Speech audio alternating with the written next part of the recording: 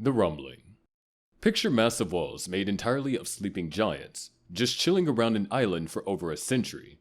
That's basically what Paradis Island was living with, thanks to King Karl Fritz and his founding Titan powers.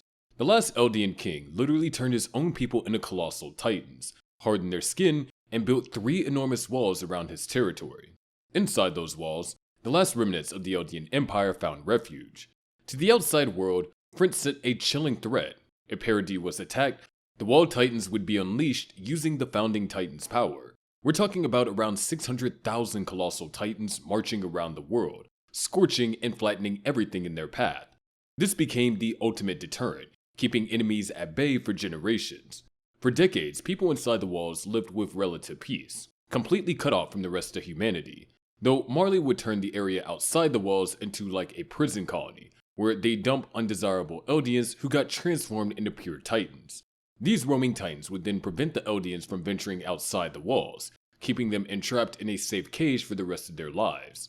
But deterrents don't last forever. Marley started seeing Paradis Island again after about 80 years. They needed those fossil fuels buried under Eldian soil, and their military tech was getting outdated. Problem was, nobody wanted to risk triggering the rumbling by launching a direct attack. So Marley got clever and trained some warriors, basically Eldian kids with Titan powers, to sneak in and steal the founding Titan without looking like a military invasion.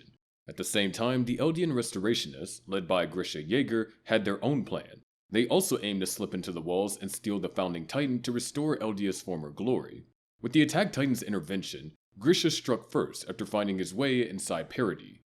In the year 845, he slaughtered the Reese family, descendants of the Fritz family, and took the founding Titan from Frieda Reese, later passing it to his son, Aaron Jaeger, along with his own attack Titan. From that moment, the stage was set for the world-shattering event that would follow. During the battle to capture Annie Leonhardt, part of Wall Sheena was damaged, revealing the face of a Wall Titan hidden within. That sight alone shook soldiers like Armin Arlert, who realized that if even one wall broke, all those Titans could awaken. Later, the truth became undeniable when the Survey Corps uncovered Grisha's journals in Shiganshina. They learned that the rumbling wasn't just a legend, but a very real weapon of mass destruction, lying in wait to protect Paradis if ever threatened. For Aaron, things became clearer after his encounter with Dina Fritz, a Titan of royal blood. He discovered that even without being royal himself, he could still access the founding Titan's powers as long as he was in contact with someone of royal descent, and that royal blood he needed later came in the person of Zeke Jaeger, the son of Grisha and Dina Fritz. A year later, Paradis met the Anti-Marleyan Volunteers, a group of defectors led by Yelena who wanted to help Eldia rise against Marley. With them came Zeke, who proposed a control version of the rumbling. His idea was simple: use a small-scale activation to keep enemies scared until Paradis had the technology to defend itself without Titans. But trust was a rare commodity. Paradis' leaders didn't want to work with Zeke, yet Aaron pushed forward, believing he found a path to survival. Diplomatic efforts with other nations fell apart completely. The nation of Hizuru tried to help with trade deals, but nothing worked out. The Survey Corps even went undercover to Marley to see if peace was possible, but global hatred for the Eldians was too strong. Every peaceful option kept hitting dead ends. Aaron saw the writing on the wall. During his time in Marley, he witnessed firsthand how much the world despised his people, even after public opinion started shifting slightly in favor of the subjects of Ymir elsewhere. Paradis Island remained a target for global hatred, and Aaron lost all hope for a peaceful resolution. By the time Willie Tybur gave his speech in Liberio to rally the world against Paradis, Aaron had already decided. He attacked, slaughtered civilians and soldiers alike, and claimed the Warhammer Titan from the Tybur family. This attack pretty much guaranteed that war was coming. Marley struck back by attacking Shiganshina District, determined to capture Aaron and his founding Titan. The battle was intense, with Marley and forces desperately trying to keep Zeke and Aaron separated. They knew that if those two brothers made physical contact, Aaron could use Zeke to tap into the founding Titan's powers and unleash the rumbling. But even cutting off Aaron's head couldn't stop what was coming. When the two finally made contact, Aaron was transported into the paths and confronted Ymir Fritz, the original founding Titan who had been trapped to serve the royal bloodline for centuries. Instead of following Zeke's plan for a limited rumbling, Aaron convinced Ymir to choose her freedom and lend him her full power. She agreed. With complete control over the founding Titan, Aaron unhardened every single wall on Paradis Island simultaneously. hundreds of thousands of colossal titans woke up after decades of sleep. Through his connection to all subjects of Ymir, Eren announced his intention to the entire world. He was unleashing these giants to crush all life beyond Paradis Island. The Wall Titans began their march south, an unstoppable army of 60-meter-tall giants heading for the mainland. After several days, they reached the ocean and simply swam across to the Marleyan coast. The Global Alliance's naval defenses, equipped with the latest anti-Titan weapons, were completely useless. The Titans walked right past the ships without stopping. Panic consumed the continental mainland as the rumbling began its systematic destruction. Cities crumbled under massive feet, mountain ranges couldn't slow the advance, and fleeing civilians found no escape. The Marleyan military abandoned civilian populations without warning, leaving millions to face the trampling giants alone. Eren, meanwhile, stood at the center of it all, watching millions die without flinching. To him, this was the path to freedom, but to the world, it was annihilation. The Titans didn't stop at Marley. They pushed into other nations, erasing entire populations. People ran, hid, or prayed, but there was no escape from the endless wall of destruction. The onslaught only ended when Levi managed to take Zeke's life, severing the last link to the Founding Titans' command. In the final battle, Eren himself was killed, and with his death, the power of the Titans crumbled, returning the transformed Titans to their human forms.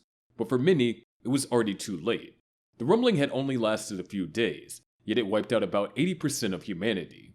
The tragedy of the rumbling lies not just in its scale, but in its victims. Most victims were completely innocent civilians who had nothing to do with the conflict between Marley and Paradis.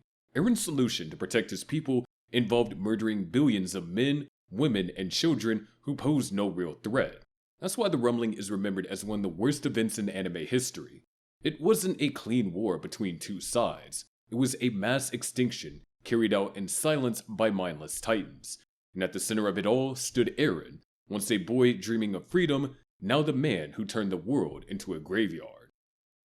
GamerSups is an energy and nootropic formula designed to be a healthier, cheaper, and more effective beverage over energy drinks for gamers or the modern anime weeb on the go. Its blend of essential vitamins, caffeine, and nootropics provide a consistent boost with no jitters and no crash. It has 0 sugar, less than 1 carb, and less than 1 calorie per serving, so it's keto and diabetic safe. Plus, there's sugar-free options. I personally drink it all the time to be able to grind out these straight-to-the-point and informative videos for you guys, and they'll likely be the only sponsor you'll ever see on this channel. So help the channel stay mostly sponsor-free by clicking the link in our description, picking from the many tasty and uniquely named flavors on the website, and use our code ANIMEX at checkout to save 10% on your order. It would be a huge help for us. Also, pick yourself up a aesthetically interesting waifu cup while you're at it too. They're collectible.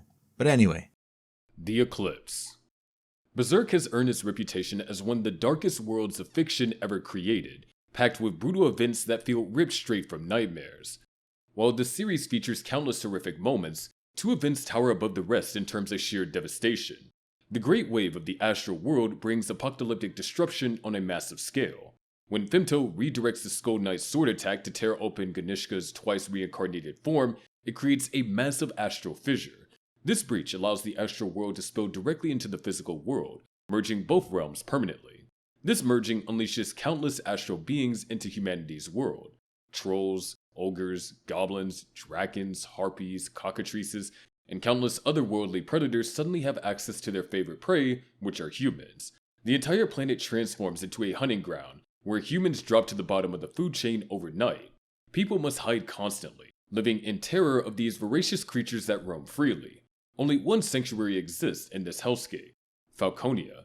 Griffith's kingdom becomes humanity's sole refuge, the only place where people can live without constant fear of being devoured by astral monsters. Despite the Great Wave's massive scope, it pales in comparison to the psychological brutality of the Eclipse. While the Great Wave affected all of humanity, the Eclipse only claimed hundreds of lives from the Band of the Hawk. Yet the personal weight and emotional devastation of the Eclipse far surpasses the larger catastrophe. This event becomes the catalyst for Guts' entire revenge quest, forming the emotional core of the entire story. The eclipse occurs as a rare sacrificial ceremony that happens once every 216 years. During this ritual, a new member of the God Hand is born. Only someone possessing the Crimson Beylik can trigger this ceremony, and Griffith happens to own one. When the Crimson Beylik's owner reaches profound despair, the artifact activates automatically.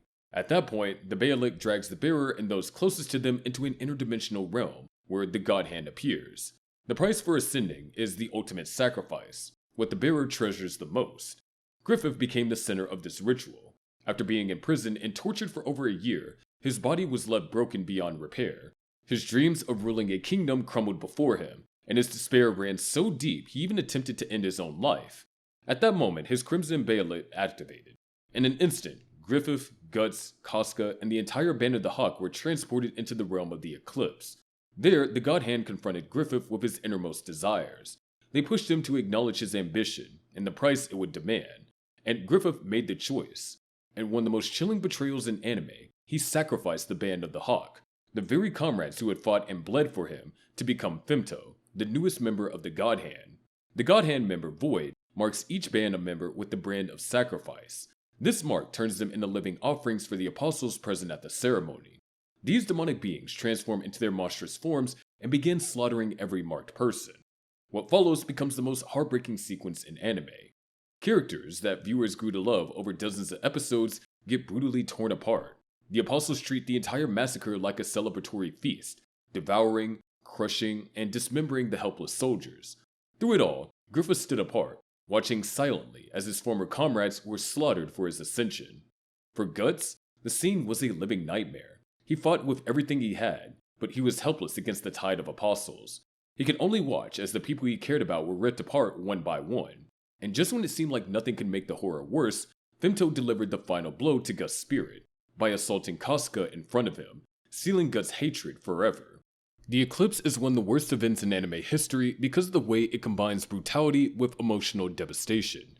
It doesn't just shock with gore, it crushes the audience by destroying everything the characters had built up to that point. The Band of the Hawk were more than soldiers, they were family, and seeing them erased in such a cruel way left scars on both Guts and the fans watching. It's not just the scale of death that makes it unforgettable, but the way it twists loyalty, trust, and dreams into fuel for one man's rise to power. The Petrification. The Petrification is what kicks off the entire story of Dr. Stone. It's both the name of the mysterious global event and the strange phenomenon itself. Figuring out what caused it and how to reverse it is the central mystery of the series. Before the event, strange stone statues of swallows started appearing around the world.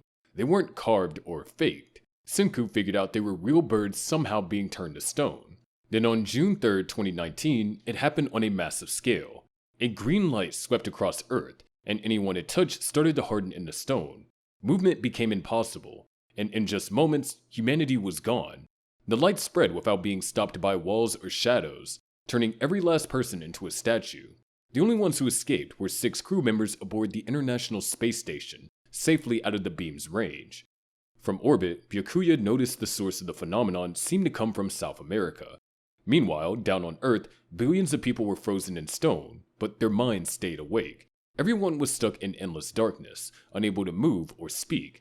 Senku, refusing to give in, started counting every second. He even tracked the seasons in his head, hoping he might wake someday. His body eventually ended up in a cave, and droplets of liquid dripping onto him freed him from the stone. When he finally opened his eyes, he calculated that he had been petrified for 3,719 years and 249 days. Waking up in a world stripped of humanity, Senku found a planet reclaimed by nature. Cities had crumbled, technology was gone, and everything humanity had built had crumbled to dust. It was like civilization had been reset to zero. Senku immediately began planning on how to survive and rebuild, but he knew he couldn't do it alone. He discovered his best friend Taiju, still petrified, and set out to figure out how to revive him. Senku theorized about the cause of the petrification. Was it an alien weapon, human error, or maybe even some unknown virus? What he did know was that the effect targeted only humans and swallows, and there had to be some scientific explanation behind it. He began experimenting with revival. He wondered if the petrification process worked by encasing the body in stone while the real cells shifted into another state. He realized only the outer layer of the stone body degraded, leaving the inner body intact. Tracing back to where he had broken free, he discovered nitric acid was the key. When applied to the petrified birds, however, it didn't work. Senku noted that the human brain needs a steady flow of energy just to stay alive. For people to remain conscious in stone for thousands of years, something in the petrification must have fueled that energy. He hypothesized that by mixing nitric acid with alcohol, might create a substance that could undo the petrification. The problem was, he didn't have any alcohol, at least not until Taiju broke free and reunited with him.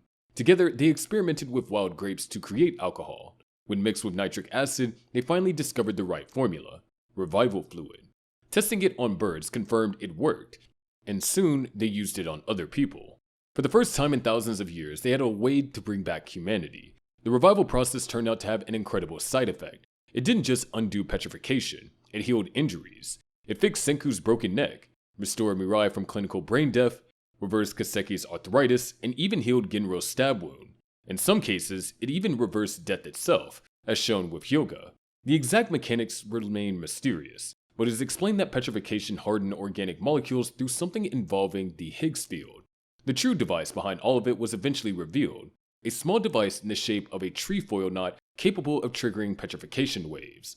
The waves could target specific species, which explained why swallows were petrified globally before humans.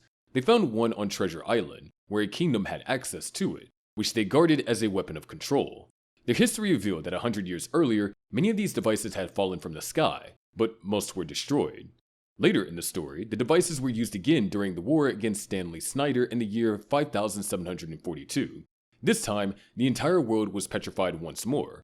Only years later did Suika finally emerge from her stone shell.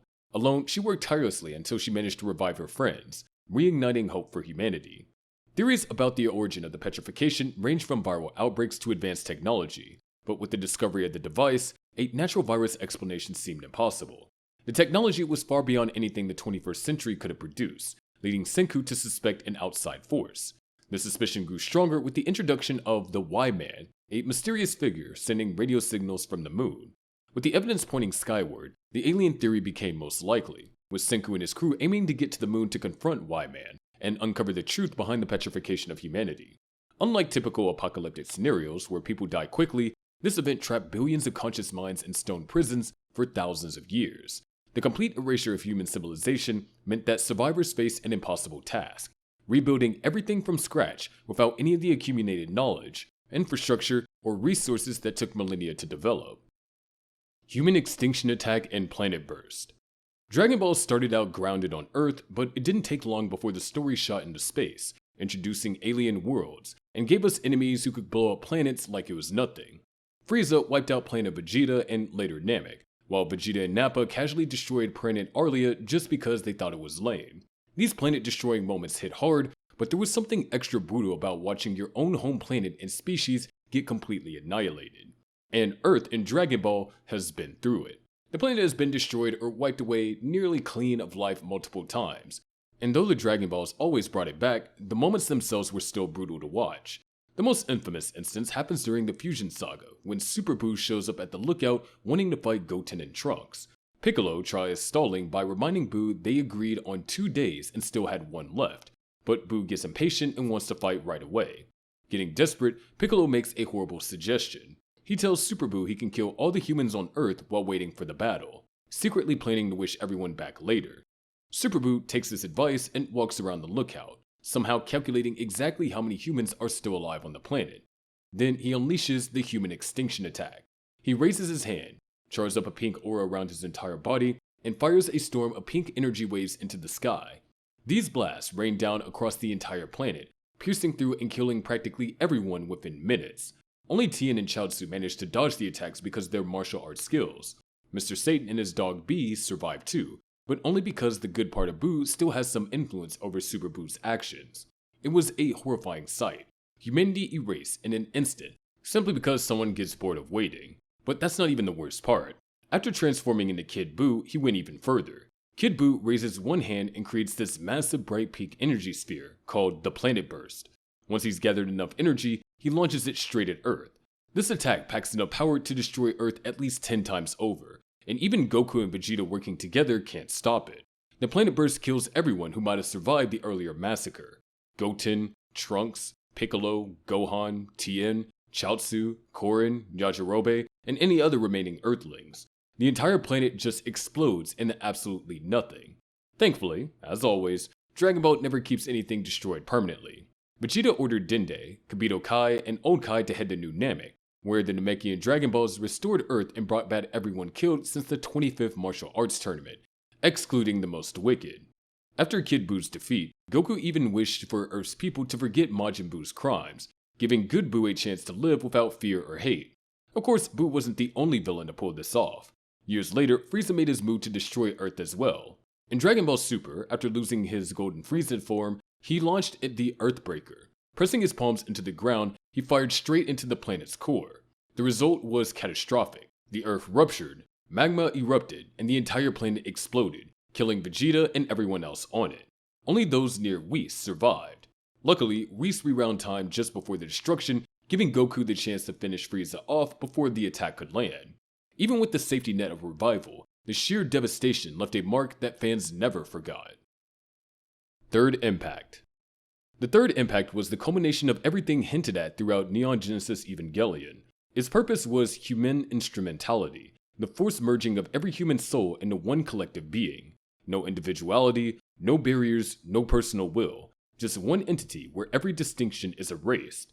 To understand how devastating this was, it helps to look at the history leading to it. Long before humanity existed, the first ancestral race sent out seeds of life across the cosmos. Two landed on Earth, Adam in Antarctica and Lilith in what is now Japan. By their rules, only one seed could inhabit a planet, and Lilith's spear, the tool meant to enforce this rule, was lost during the First Impact. So by default, Adam's spear activated and forced Adam into dormancy. Lilith's offspring, humanity, thrived while Adam's children, the angels, were denied their place. Billions of years later came Second Impact. Human experiments on Adam in Antarctica woke it from its slumber. The result was catastrophic. A massive explosion eradicating all life in Antarctica, melting the ice caps, and drowned half the planet under rising seas. 2 billion people died almost instantly. Wars broke out over shrinking resources, and by the end, half of humanity was gone. The planet was left scarred in every sense. This history sets the stage for the Third Impact. With the angels defeated, Seele moved to enforce their plan for instrumentality. They wanted Lilith as the medium, but with the Spear of Longinus stranded on the moon, Lilith could no longer be used. That left Evangelion Unit 01, born from Lilith, as the only vessel capable of triggering the event. Tensions erupted into violence. Seele launched an assault on NERV headquarters, determined to seize Unit 01. The Japanese Strategic Self-Defense Force carried out the attack, slaughtering NERV personnel without hesitation. Even surrender didn't save people. They were executed on sight. The hallways of NERV ran red with blood of scientists, technicians, and soldiers, showing the human cost of Seele's ambition. Amid the chaos, Asuka awoke and piloted Unit 02 to defend NERV. She tore through the JSSDF forces, but Seele sent in their trump card, 9 mass production Evangelions. These monstrosities overwhelmed her. Despite her ferocity, Unit 02 was brutally destroyed, and his body torn apart in horrific spectacle. Asuka's defeat left Unit 01 as the last hope and last target. Misato Katsuragi died ensuring Shinji reached Unit 01, but her sacrifice only carried him into deeper trauma. As Shinji entered the awakened Evangelion, its power surged, forming massive wings of light. But instead of salvation, this became the trigger. The mass production Evangelions crucified Unit 01 with their replica lances of Longinus, stigmata wounds marking its hands as it hung helpless. Their S2 engines overloaded, generating an anti-AT field that ripped open the black moon beneath Japan. Meanwhile, Gendo attempted to enforce his own vision. He brought Rei to Terminal Dogma, planning to merge her with Adam's embryo implanted in his hand, but Rei rejected him, drawn instead to Shinji's desperate cries. Absorbing Adam, she merged with Lilith, transforming into a colossal white being with her face. The 9 mass production Evangelions merged into her, each mutating grotesquely until they all bore Rei's visage. This entity shifted forms, first Rei, then Kaworu, then back again, destabilizing Shinji even further. Fuyuseki observed that Unit 01, with both the fruit of life from its S2 engine and the fruit of knowledge from Shinji, had essentially become a god. The fate of humanity rested entirely on the choices of a broken boy. When asked what he wanted, Shinji, overwhelmed by loneliness and rejection, wished for an end to individuality. His despair triggered the true start of instrumentality. The Lilith Rei entity embraced Unit 01, unleashing an anti-AT field across the planet. Physical forms dissolved as people reverted to LCL, their souls stripped free and pulled into the chamber of Guff. Cruciform explosions of light burst across the sky as humanity ceased to exist as separate beings. The Earth itself became unrecognizable. Seas of blood-like LCL covered the planet. The sky glowed red, filled with streams of liquid drifting like rivers against the full moon. Enormous fragments of Lilith's decaying body rained down, littering the ruins of cities. What was once Earth's surface became a wasteland of death and silence.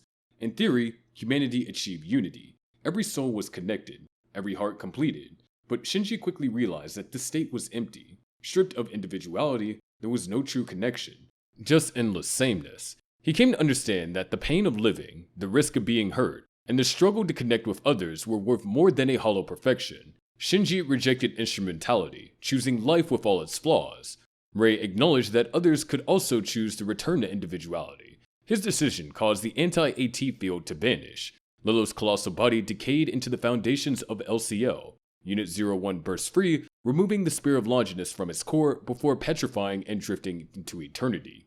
The Black Moon collapsed, releasing the collected souls back onto Earth, but what returned was not the world that once was. When Shinji awoke, he found himself in a barren red wasteland, the sea made of LCL, broken ruins scattered across the horizon, and Lilith's remains looming like the corpse of a fallen god. Only Asuka appeared beside him, silently bandaged and alive. The fate of the rest of humanity was uncertain, hinging on whether others would choose to reject instrumentality in return. The devastation of the third impact went beyond physical destruction. It erased an entire species in an instant, dissolved the very idea of humanity, and left behind an empty planet drenched in death. Even after its reversal, what was lost couldn't be undone. Families, relationships, and lives were all torn apart, and the Earth itself was scarred beyond recognition. Satan's Triumph. Few anime endings hit harder than the apocalyptic finale of Devilman Crybaby. What starts as a tragic story about friendship and identity spirals into one of the most catastrophic events in anime history, the destruction of humanity at the hands of Ryo Asuka, who is revealed to be none other than Satan. Ryo spends much of the series manipulating events to serve his hidden goal. From the beginning, he sets the stage for humanity's downfall by orchestrating a ritual that fuses his closest friend, Akira Fudo, with the demon Amon. He knows Akira's pure heart would let him retain control, creating the first Devilman, somebody with the body of a demon but the soul of a human. For Ryo, this is a test and a weapon. He escalates things further when he exposes the existence of demons and their ability to possess humans on live television. The revelation tears the world apart. Fear takes hold, paranoia spreads, and mass hysteria ignites. Families turn on each other, mobs lynch innocent people, and governments authorize brutal crackdowns. Innocent lives are destroyed under the suspicion of possession. Militaries strike out blindly, killing thousands of civilians for every demon they manage to eliminate. Humanity fractures, turning violent against itself before the demons even take full control. Akira, horrified by the carnage, tries to reason with Ryo. He believes that humanity still has hope, that the Devilmen like himself, humans who resisted demonic takeover, could help. But Ryo dismisses the slaughter as a necessary step, showing his indifference to the very species he once lived among. His obsession with creating a world for demons leaves no room for compassion. The situation worsens when Ryo manipulates the media again. He spreads lies that demons are simply humans dissatisfied with society, suggesting anyone unhappy might transform. To make it worse, he betrays Akira, exposing his Devilman identity to the public with distorted footage of his first transformation. The fallout is catastrophic. Fear turns into frenzy. Akira's closest friends, including Miki, are murdered by a furious mob. The brutality of her death shatters Akira, who had already watched humanity tear itself apart under Ryo's lies. As humanity collapses, Ryo reveals his true identity. He is Satan, the fallen angel cast from heaven, reincarnated in human form. His plan becomes clear: wipe out humans, crown demons as rulers, and create his own utopia. But for Akira, who has lost everything to the war between humans and demons, this vision is meaningless. All he sees is destruction, grief, and betrayal. The stage is set for the final battle. Satan rallies the demon army while Akira, fueled by his grief and Miki's inspiration, gathers an army of Devilmen. What follows is global devastation on an unimaginable scale. Satan's supernatural abilities unleash earthquakes, storms, and natural disasters that annihilate the Earth's surface. Entire cities vanish beneath waves and fire as the planet itself becomes a battlefield. Akira charges headlong into the chaos, tearing through demons to reach Satan. The fight between them is fierce and unrelenting, but Satan's strength overwhelms Akira. In a display of godlike force, Satan fires a beam of energy that splits both Akira and the moon itself in half. The imagery of the shattered moon and blood-red oceans drives home the scale of the destruction. The world had been pushed past the point of survival. By this point, humanity is completely gone. Entire civilizations have been erased. The oceans run red, and the planet lies in ruin. Akira, mortally wounded, collapses near the ocean. Satan, no longer hiding behind the guise of Ryo, sits beside him, reflecting on their shared past. He admits he never understood Akira's compassion, but finally realizes it was love, a concept he denied until it was too late. Only when Akira lies dead beside him does Satan grasp the emptiness of victory. For the first time, Satan breaks down in grief, crying over the lifeless body of the one person he ever truly cared for. But no tears can undo the destruction. God's angels descend onto the ravaged earth, signaling the end of the cycle. In a final haunting image, the ruined planet becomes a second moon opposite the shattered one, scarred yet bearing the faint spark of life once more. What makes this event so haunting is showing humanity's psychological collapse on a global scale. Humanity didn't fall only because of demons. It fell because of fear, mistrust, and violence consumed it from within. Ryo may have been the architect, but humanity's reaction sealed its fate. It is not only the story of Earth's annihilation, but also the story of betrayal, grief, and the fragility of humanity when faced with fear. Nuclear explosion. Akira's story begins with tragedy long before the destruction of Tokyo. As a child, he was taken by the government and forced into a secret parapsychology project. Given the designation Subject 28, he was pushed into developing psychic powers that no one fully understood. Along this way, he met other children who shared his fate: Kyoku, Masaru, and Takashi, who would later become known as the Espers. Unlike them, however, Akira's powers didn't just grow, they spiraled far beyond control. On July 16, 1988, everything changed. Over Tokyo, a blinding white light appeared, expanding until it swallowed the entire city. In an instant, Tokyo was gone. The explosion looked like a nuclear strike to the rest of the world, and that misinterpretation was catastrophic. Believing Japan had been targeted, world leaders panicked, setting off World War III. What began as a single psychic incident escalated into a global disaster, costing countless lives well beyond Japan's borders. The truth was far stranger than a nuclear attack. Akira's out-of-control abilities engulfed Tokyo in a ball of energy, tearing it from existence and sending it to another dimension. Scientists quickly retrieved Akira's body, but what they found was not an answer, only horror. They dissected him, sealing away what remained in cryogenic stasis, terrified of the power that they could not explain or contain. All that was left of the original Tokyo was a massive crater, abandoned and scarred into the earth. Decades later, in 2019, humanity tried to move forward. Tokyo was rebuilt as Neo-Tokyo, an artificial city rising from the shadow of destruction. But the trauma of the past lingered. Akira's name became both a legend and a threat. Governments buried the truth, branding the project as one of the most dangerous state secrets in Japan's history. But rumors spread. Leaks slipped out, and soon cults across Neo-Tokyo began worshipping Akira as a messianic figure, believing him to be divine. Within the government, politicians twisted Akira's existence for their own gain. Minister Nezu, hungry for influence, manipulated resistance groups into trying to free Akira, hoping to use his power as a weapon in the political battlefield. What no one realized was that Akira's influence wasn't gone, it lingered, waiting. Meanwhile, Tetsuo Shima, a teenager overwhelmed by his own rapidly growing psychic powers, became consumed with learning the truth about Akira. His search led him to the cryogenic containers holding Akira's remains. When he destroyed them, he discovered not a body, but the terrifying reality of what Akira had become. As Tetsuo's abilities spiraled out of control, his body began mutating into a grotesque form, growing and consuming everything around him. At this point, the Espers summoned Akira once more. He appeared not as a child, but as something beyond human, a spirit-like being that had transcended physical form. With the same force that destroyed Tokyo decades before, Akira returned to contain Tetsuo. Together, they were pulled into a new universe created by Akira's power, sparing Neo-Tokyo from complete destruction. For the moment, caught in the chaos was Shotaro Kaneda, Tetsuo's childhood friend.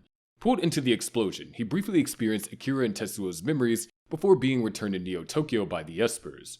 For Kaneda, the event left scars that no one could fully erase. For the world, it was another reminder of the devastation Akira could unleash. Great World Blaze.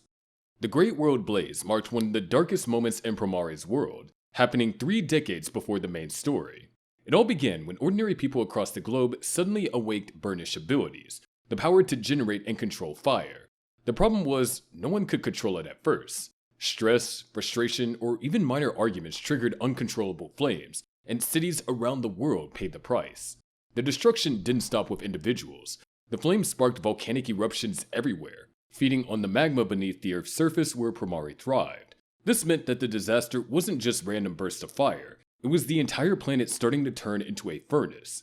Scientists who understood the scope of it warned that the Earth itself could eventually be swallowed by lava, but only a handful of people knew how dire the situation really was, and they scrambled to prepare for a future that looked like total annihilation. On top of the natural chaos, humanity started tearing itself apart. Fear of the Burnish gave rise to hostility, segregation, and violent clashes between Burnish and non-Burnish populations. Out of this tension, groups like Mad Burnish emerge, carrying out crimes, destruction, and rebellion, which only fueled the cycle of fear and retaliation. Professor Deuce Prometh, appointed by the United Nations, argued that oppressing the Burnish would only make things worse, but his warnings were ignored as the world literally burned pink with flames. The scale of devastation was staggering. Giza was struck by a massive Burnish tornado, tearing apart the ancient city. Paris was partially consumed by an unstoppable wall of fire, leaving smoldering ruins in its path. London streets burned, with landmarks like Big Ben engulfed in flames. Across the globe, volcanoes erupted violently, their fury amplified by the Burnish. No corner of the earth felt safe. The Great World Blaze wasn't just about destruction, it devastated entire nations, fractured societies, and set the stage for decades of fear and mistrust. Break the World Incident. The destruction of Junia 7, one of the plant-type colonies that make up Junia City, became the infamous Bloody Valentine incident that claimed the lives of 243,721 civilians. This incident alone had already left scars that no one could forget. What remained of the colony became a drifting tomb in space, but the tragedy didn't end there. What was once a gravestone of loss was turned into a weapon years later, when extremists aligned with Patrick Zala's old ideals forced the remains of Junia 7 into a collision course with Earth. Their plan was simple but horrifying: drop millions of tons of metal and debris onto the planet below as revenge for their losses. The Jewel team discovered the colony's movement and initially treated it as an accidental drift. They deployed meteor breakers to drill through the wreckage and break it apart before it could reach the Earth's atmosphere. However, Sato's forces launched coordinated attacks to stop any interference with their genocidal plan. The battle turned into a chaotic struggle in space, drawing in Zaf's Jewel team, the Minerva crew, and even Phantom Pain, whose intervention only made the situation worse. The engineers managed to split the massive wreck into pieces, but the fragments were still enormous and headed straight for Earth. What followed was a disaster no one could fully prevent. Meteor breakers carved through sections of the colony, while mobile suits blasted apart what they could reach, but gravity had already claimed the wreckage. As the debris entered the Earth's atmosphere, worldwide evacuation orders went out to every nation. Millions of people fled their homes, seeking shelter in designated safe zones that offered little real protection against falling colony fragments. The scale of the approaching disaster was beyond anything emergency services had prepared for. The first impacts created scenes of absolute horror across the globe.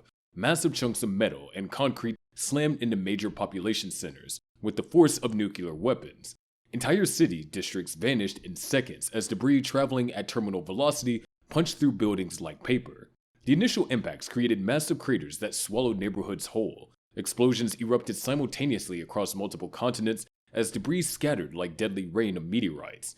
Each piece carried enough kinetic energy to level city blocks. Historic landmarks that had survived wars and natural disasters for centuries disappeared in moments of devastating impact. Cultural treasures accumulated over millennia were reduced to smoking rubble. The destruction wasn't limited to direct impacts. Debris crashing into oceans triggered massive tsunamis that raced towards coastlines at incredible speeds. These walls of water, some reaching heights of over 100 feet, swept inland for miles, washing away entire coastal cities. The tsunamis carried the debris even further inland, creating a secondary wave of destruction that caught evacuation convoys and refugee camps. The death toll climbed rapidly as debris continued falling across populated areas. The environmental damage extended far beyond the immediate destruction. The debris altered local weather patterns and created long-term ecological damage that would take decades to repair. Afterward, the shock was global. Plant, under Chairman Durandal, stepped in with humanitarian aid and supplies, but nothing could undo the sheer scale of loss. Made in Heaven. Made in Heaven is the ultimate form of Enrico Pucci's Stan, the last stage of the evolution that began with White Snake and Sea Moon. It was the core of Dio's plan for Heaven, and Pucci revealed its terrifying abilities during the final battle against Jolene Cujo, her father Jotaro Cujo, and their allies at Cape Canaveral. On the surface, it looked like just another close-range stand, but its true ability was far greater than anything they had faced before. Made in Heaven controlled gravitational forces across the entire universe, allowing Pucci to dramatically speed up the flow of time for everything except living beings. While people moved at normal speed, the world around them accelerated beyond comprehension. This created a nightmarish scenario where humans became trapped observers in a reality spinning out of control. The initial effects appeared almost comedic before revealing their deadly nature. A girl watched helplessly as her ice cream melted before she could taste it. Baseball players found themselves unable to react as balls flew at impossible speeds. A woman wiping her nose discovered the tissue had already hardened in her hand. These small incidents were just the beginning of global catastrophe. Traffic accidents multiplied exponentially as traffic lights changed in seconds while drivers remained at normal perception speed. A woman and her dog crossing the street got caught in simultaneous collisions when multiple light cycles completed before they could react. Helicopters crashed despite normal instrument readings because pilots couldn't process the rapidly changing conditions fast enough. The acceleration created deadly traps everywhere. Workers entering freezers found themselves frozen instantly as the cold environment processed at superhuman speed. Objects fell and struck people before they could dodge. The simple act of dropping a cup became dangerous as gravity worked faster than human reflexes could follow. Environmental processes spiraled into chaos as natural phenomena accelerated beyond recognition. The sun appeared to rotate at high speeds through the sky as day and night cycles compressed into minutes. Objects began decaying in seconds rather than years. Water erosion carved through rocks at visible speeds. Bodies decomposed rapidly while clothes disintegrated almost instantly. Television reporters demonstrated the horror by showing how objects behaved normally when held but fell faster than eyes could track when released. Manga artists, except Kashibe Rohan, found their work impossible as ink dried before they could finish strokes. The creative process became obsolete when materials changed faster than human hands could manipulate them. People got stuck moving at normal speed while everything around them went crazy fast. Nobody could touch anything safely anymore since every surface and object moved way beyond what humans could handle or see coming. Basic stuff like opening doors or picking up items turned dangerous because your brain couldn't keep up with how fast things were changing. Things got worse when Pucci started taking out his enemies one by one. Anasui, Jotaro, Hermes, and Jolene couldn't match the Maiden Heaven's insane speed boost. Their bodies started decomposing almost instantly once they died, while time kept speeding up even more. The sun looked stretched out as entire days and nights happened in just seconds. A full night went by in under 30 minutes as the acceleration hit disaster levels. Nature started acting completely nuts as physics moved faster than anything alive could handle. Weather systems changed in moments. Seasons flit back and forth so fast they looked like flashing lights. Earth's entire climate went haywire. The final speed boost broke time completely. Sunrises and sunsets happened in seconds, while everything experienced change at speeds nobody could understand. Reality itself started bending as time acceleration got close to infinite. Stars grew old super fast as space processes got squeezed into tiny moments. Everything crunched down into one point where time hit its maximum limit. All living things looked like they were getting pulled into this bright light as the universe reached its end. The acceleration had broken reality so badly that it destroyed absolutely everything that had ever been around. When the universe reset, only Emporio remained from the original timeline. He found himself in a recreated Green Dolphin Street prison, but this was fundamentally different from the world he knew. The souls of Jolene, Jotaro, Anasui, and Hermes no longer existed in this new reality. Their deaths during the acceleration had erased them from the cosmic cycle entirely. Pucci revealed that time hadn't rewound, but had accelerated so fast that it went beyond the universe's end and began anew. This new universe contained the same physical locations and similar people, but the souls of those who died during Maiden Heaven's activation were permanently erased. They were replaced by different souls with different fates. Emporio became the sole survivor carrying memories of the original universe. He faced the terrifying reality that everyone he knew was gone forever, replaced by similar but fundamentally different people. The battle continued in this new reality as Pucci pursued Emporio to eliminate the last threat to his perfect world. Using Weather Report's stand disc that Jolene had given him before her death, Emporio turned Pucci's own attack against him. The ghost room became saturated with toxic levels of oxygen, creating an environment that killed through the very air needed for life. Weather Report's power, awakened through heavy weather, crushed Pucci before he could even complete his plans. Pucci's death, while Made in Heaven remained incomplete, triggered another universal reset. This time, the universe reformed without Pucci's influence, allowing natural fate to reassert itself. Emporio found himself at a gas station where he encountered reincarnated versions of his friends. These were the same souls from the original universe, finally able to exist in a reality free from Pucci's manipulation. However, they had no memories of their previous lives, or the cosmic horror they had endured. In the end, this event erased the very existence of countless people who had once shaped the JoJo world. It left behind a reality where their stories never happened, and their sacrifices were remembered only by Emporio.